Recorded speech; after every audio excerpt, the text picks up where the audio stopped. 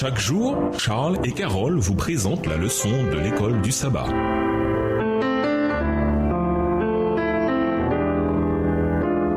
Bienvenue dans votre émission. Dieu nous parle. Nous voilà à la leçon de dimanche, blessure mortelle. Comme nous l'avons déjà étudié, les bêtes d'Apocalypse 13 et 14 représentent un système mondial de culte contrefait. Mais il y a plus encore. Lisons Apocalypse 13, verset 5, Apocalypse 12, versets 6 et 14 et Daniel 7, verset 25. Combien de temps cette puissance devait-elle dominer le paysage religieux dans les siècles passés? Apocalypse 13, verset 5, « Et il lui fut donné une bouche qui proférait des paroles arrogantes et des blasphèmes. Et il lui fut donné le pouvoir d'agir pendant 42 mois. » Apocalypse 12, versets 6 et 14. Et la femme s'enfuit dans le désert où elle avait un lieu préparé par Dieu afin qu'elle y fût nourrie pendant 1260 jours. Verset 14. Et les deux ailes du grand aigle furent données à la femme afin qu'elle s'envolât au désert vers son lieu où elle est nourrie un temps, des temps et la moitié d'un temps, loin de la face du serpent. Daniel 7, le verset 25. « Il prononcera des paroles contre le Très-Haut. Il opprimera les saints du Très-Haut. Et il espérera changer les temps et la loi. Et les saints seront livrés entre ses mains pendant un temps, des temps et la moitié d'un temps. » La bête devait continuer pendant une période précise dans l'histoire. Dans les prophéties temporelles, un jour prophétique symbolique équivaut à une année littérale. Dans Nombre 14, verset 34, on lit « Une année pour chaque jour ». Application du principe biblique qui consiste à compter un jour pour une année. À nouveau, Dieu dit « Je t'impose un jour pour chaque année ». Ézéchiel 4, verset 6. Ce principe n'a cessé de se révéler exact dans l'interprétation des prophéties bibliques temporelles, comme avec les 70 semaines de Daniel 9, versets 24 à 27. Quand on multiplie la période de 42 mois mentionnée dans Apocalypse 13, verset 5, en comptant 30 jours par mois, nous arrivons à 1260 jours prophétiques ou années littérales. Les calendriers antiques comptaient régulièrement 360 jours par an. Au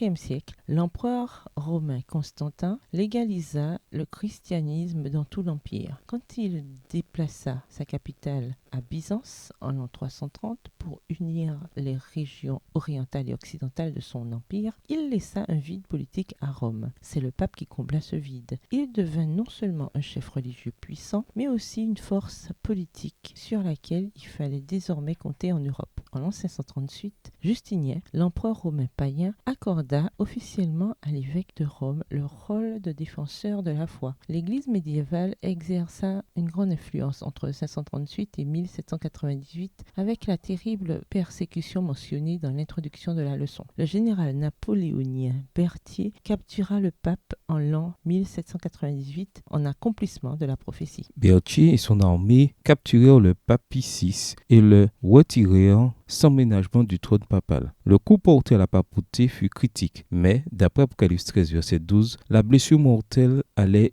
guérir et le monde allait plus que jamais entendre parler de cette puissance. Réfléchissez à combien la prophétie biblique est étonnante et à la manière dont elle nous révèle la connaissance qu'a Dieu des événements à venir. Dans ce cas, pourquoi pouvons-nous faire confiance aux promesses de Dieu, y compris à celles que nous n'avons pas encore vues se réaliser? Au revoir. Et à demain si Dieu veut.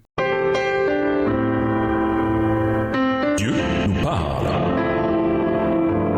Chaque jour, Charles et Carole vous présentent la leçon de l'école du sabbat.